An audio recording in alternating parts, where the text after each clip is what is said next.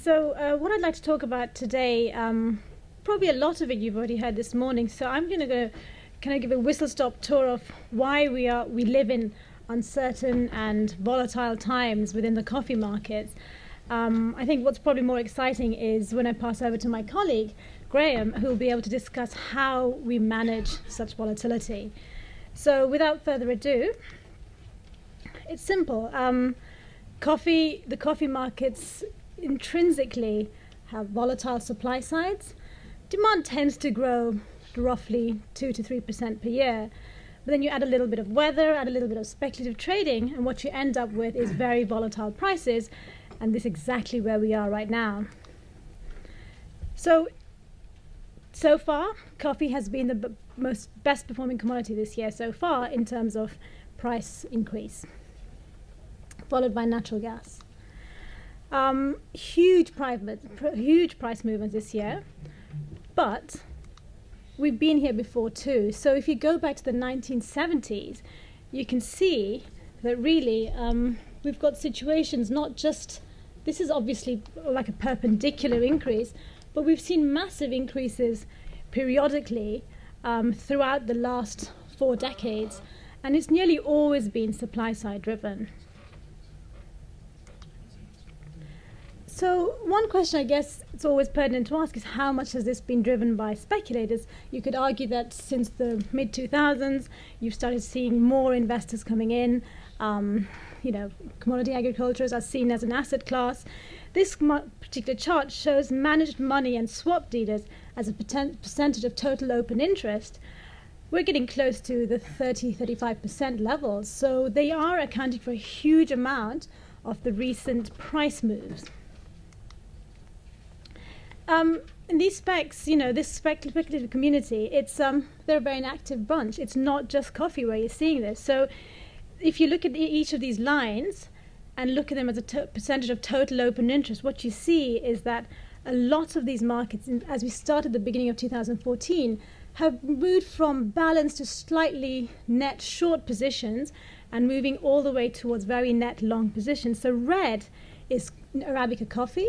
So you can see, we pretty much spent the last 2 years in net short positions, and now we're firmly in net long. But it's not just coffee. You've got cotton moving up. You've seen corn that's started to move to net long. Sugar's kind of at that tipping point where it's moving long again. So it's really a basket of where the funds see value. And I think, this is something we need to think about when we're looking at coffee prices generally. But obviously, it's really all about production. And here, Brazil, still the largest producer, largest exporter. What happens in Brazil is hugely important. So we're all familiar with Brazil's on-off cycle, yields moving up and down. Overlaid with that, I guess you have to start looking at how the macro tends to move. Right now, at the end of last year, you were seeing a situation where commodities, along with emerging markets, of which Brazil was one, were generally moving out of favor amongst the asset classes by the investors. So you had started to see a situation where the Brazilian real was devaluing at the same time that commodities were beginning to lose some of its intrinsic attraction by the fund community. Typically you do have this on-off cycle, but when you have the Brazilian real weakening versus the dollar, from a producer point of view, you could still find attractive opportunities to keep selling because in local currency terms, prices could improve. So I'm sure you've seen all of this in the morning presentations, but clearly what has caused a recent rally, sharp rally in prices has been very much to do with the drought in Brazil. I put my hand up. I was taken by surprise. It sort of caught me unawares. It is fairly unprecedented, if not, it might actually be unprecedented in terms of having this kind of a drought at this particular period of time in terms of cherry growth. We had, coming into December, rainfall was perfect. So to start getting dry so suddenly and so severely has had a level of impact on the coffee that people didn't really expect. And you marry that with the fact on the right-hand chart you've got temperatures in 2014 way above the 10-year average, which is the red line. The reality is that nobody quite knows how this coffee crop's going to end up being in terms of final yields. So when you get to the dehusking stage and you start looking at what's happening in the cherry, if the cherries haven't fallen off, that is, you could end up with a situation where you see the screen sizes are quite a bit smaller than you'd expect. So that would automatically lead to yield losses. If the cherries have fallen, obviously that's got huge repercussions. If the branches aren't growing again, that's got yield repercussions for the following season. So there are numerous pros and cons in terms of what you could have in terms of final impact. We've tentatively expecting the next crop to be, it's very difficult to put a number, but we're anything between 50 and 52 is probably what we think could end up happening, but we accept it could even be below that. Interestingly, weather forecasts are pointing to drier than average weather over the next 3 months. So March precipitation in the key coffee regions are this yellow side, the yellow area basically shows precipitation being below average. So through to March, April and May, precipitation levels will be below average. Now, long-range weather forecasts tend to have low confidence levels attributed to it, so you don't know how much you can really pin on this, but the fact that this is a potential scenario clearly adds that little bit of uncertainty. So when when prices had fallen to the lows we'd seen back in late November, clearly they were falling well below cost of production, which we estimate to be around about that 120 cents per pound mark. Labor tends to be the biggest operational cost within Brazil. But if you look at the right-hand chart, you've got situations where Colombia, Central America, all of these have been seeing, generally speaking, rising production costs over the time. So when you do see prices fall well below that, you tend to see a supply reaction, input usage starts falling, fertilizer usage starts falling, you get over pruning, this and that. And I think with hindsight now, we realize this must have led to the trees being less able to cope with the drought that we're seeing compared to what might have otherwise have happened. But it's not just Brazil, it's also Central America, where the Roya fungus is probably going to lead to another double-digit decline in Arabica production this year. And so when you have production falling in the second largest community of producers of Arabica, you tend to see more supply concentration. And there's a structural story as well here. Colombia's had a renovation, you're seeing a bit of a turnaround there. But in Central America, for them to get over this this tackling, if you like, of Roya, you will start, it'll take a while.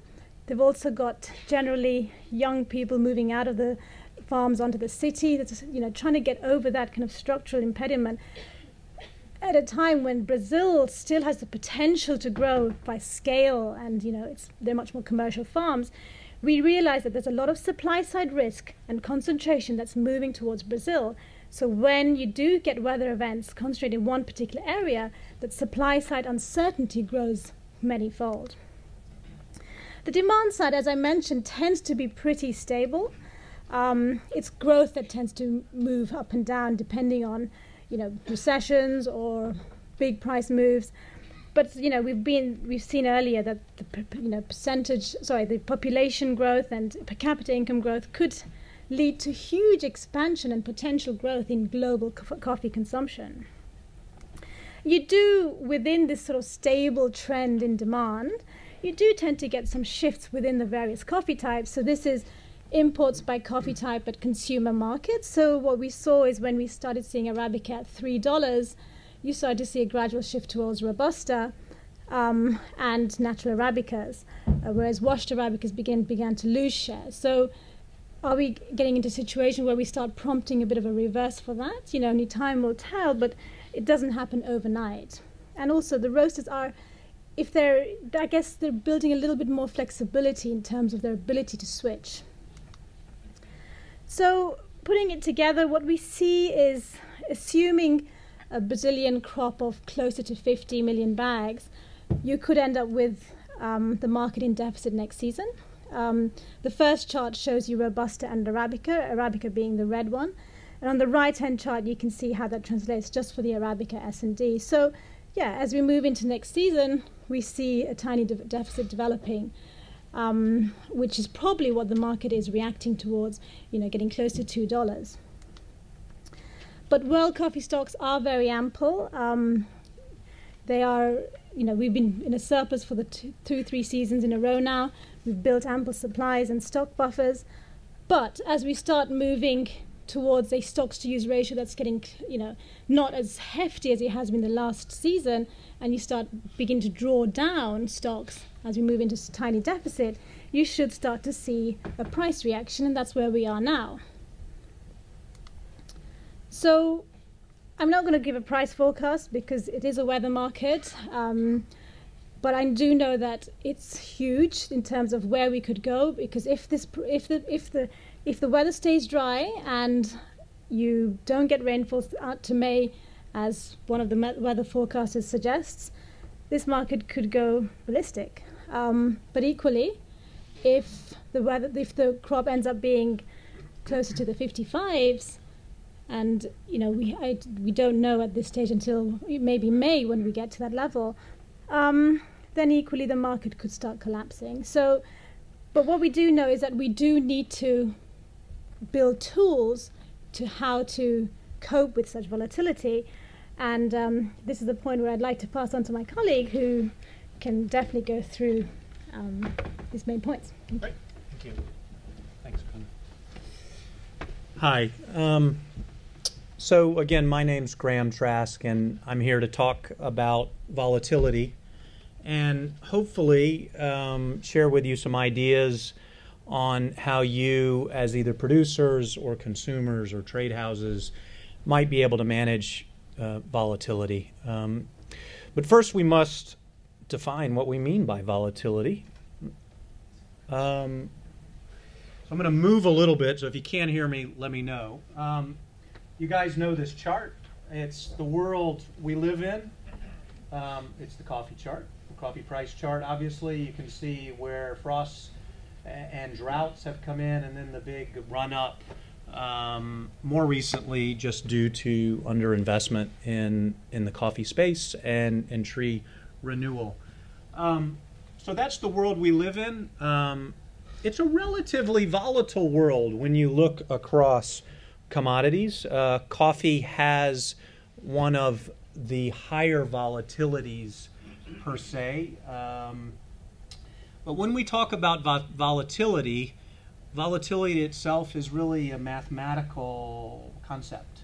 It's a statistical measure of movement across a year.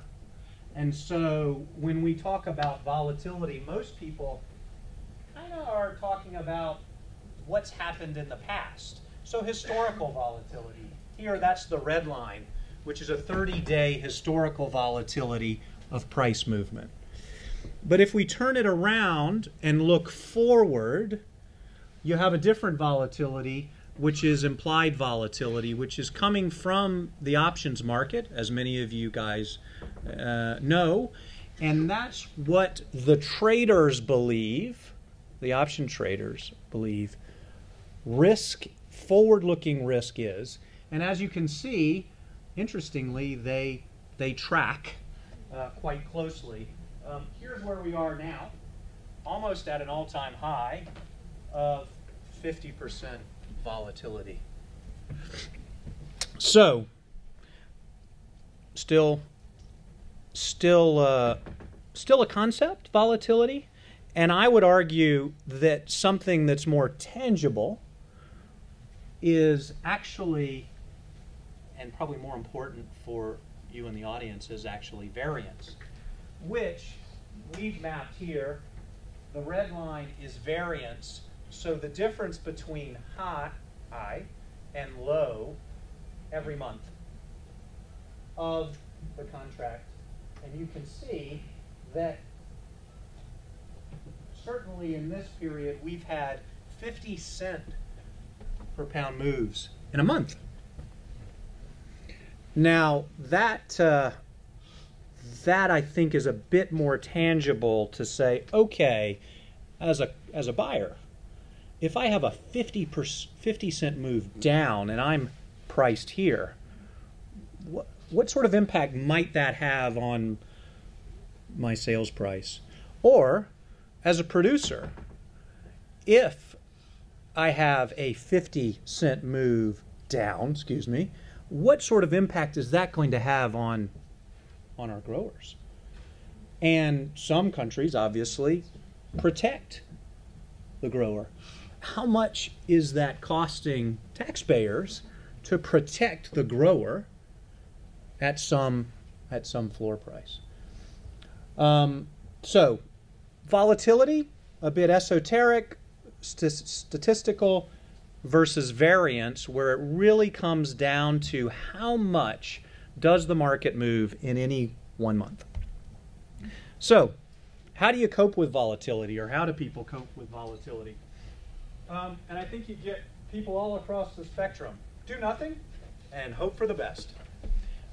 Do nothing, of course, is a choice in and of itself. If you're a buyer, market's going up, and you don't buy, you've done nothing, but in fact, the market could go up, and that is a choice that you made. Active hedgers, I put it pejoratively here, punt, trying to pick the bottom if you're a buyer, or the top if you're a seller. Others can pass cost increases or a loss of gains, if you will, along to consumers, or the producers, the farmer, or the taxpayer.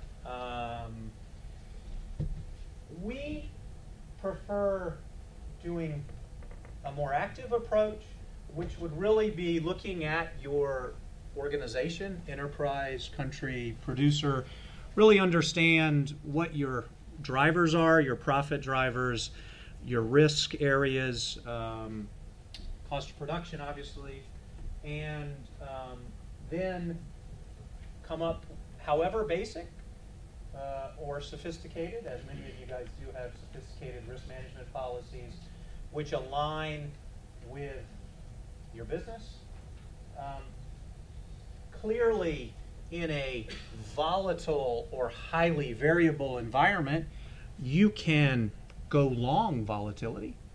That means buy volatility, so therefore, if things get more volatile, well, then you're long it. You're insulated, if you will, from that. As Kona said, there are also many ways to adapt, construct structures which may involve, at some level, buying volatility, and at some level, giving up something where, if it occurred, would not hurt your enterprise or your country. And then I think there's one thing to take away from today is to diversify across different risk management products, different tenors, and different sizes. So quickly, I'm going to go through several products. Many of you have probably seen some of these, if not all. I'm trying to kind of hit right at the kind of middle of the audience, and I've done some on consumers and some for producers. In the category of buying volatility, if, for example, you are a consumer and you're concerned that prices could go ballistic, well, one way to insulate yourself from that is, of course, you can buy the market. However, what happens if that doesn't materialize and the market goes back down? Well, then you're long and wrong. One way to insulate yourself from that is to buy, put a cap on the market, which is buying a call option. It's like buying insurance. It's analogous to buying insurance on higher prices. There is a cost to it. In this case, it's 24 cents. You can't see it. It's in the white, but believe me. And so for 24 cents, which is arguably a lot, you can insulate yourself as a buyer from all upside risk while still benefiting if the market comes down. That's buying volatility. It's buying insurance. It's like buying insurance on your car. For a producer, it's just the opposite. It's putting a floor on prices. In this example, it's at 170, and again, the price is in the white, but I believe it's 22 cents, or maybe 25 cents, to insulate a producer or even a country from the risk that the market would fall, while still leaving all the upside to the producer's benefit.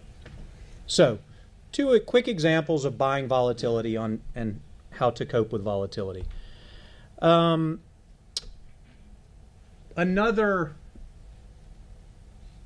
example of buying volatility, which gets to more of a structure, and in our world, there's a balance. We work with customers all day long on trying to understand how much they're prepared to pay for insurance, price insurance, versus the benefit that they get. And so one way to bring the price down on the insurance is, instead of allowing a consumer to benefit from the total fall in a market, is to allow them to cap the upside, so they completely take that risk off the table, and benefit to some sort of average or even enhanced average to the downside.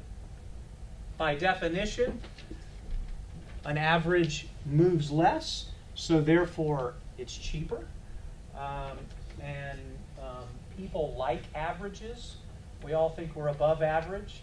In fact, we're all average, more or less. And if you can get a structure in the markets, we're all average by definition.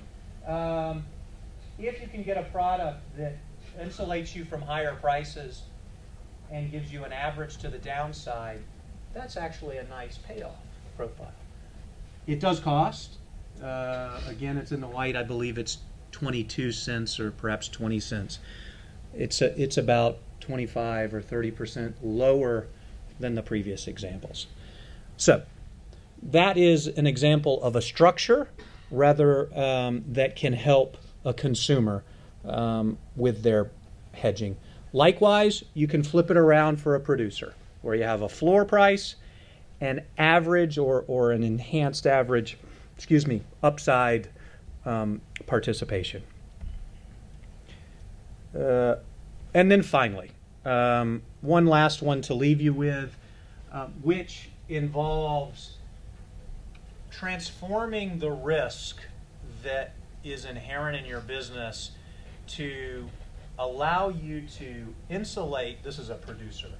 Allows the producer to insulate themselves from downside, but still benefit in the upside at a low cost. In fact, this is no cost, which doesn't mean it's free, but it means it doesn't have a cost.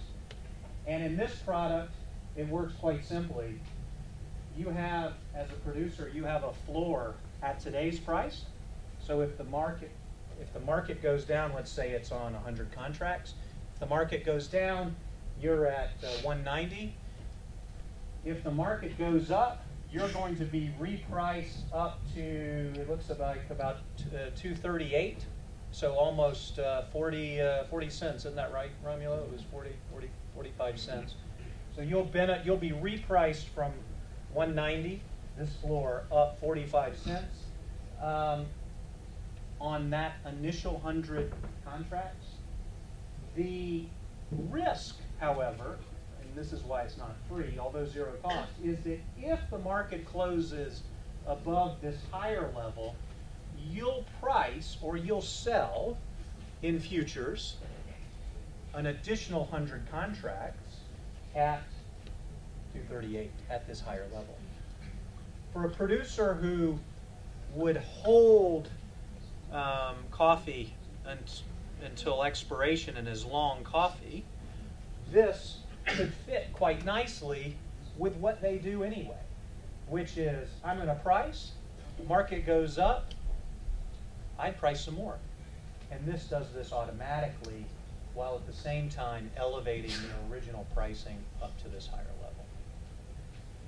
So that's a quick drive through how to manage coffee volatility and variance. I'm happy to answer any questions at a later stage or talk to you more. Thank you very much.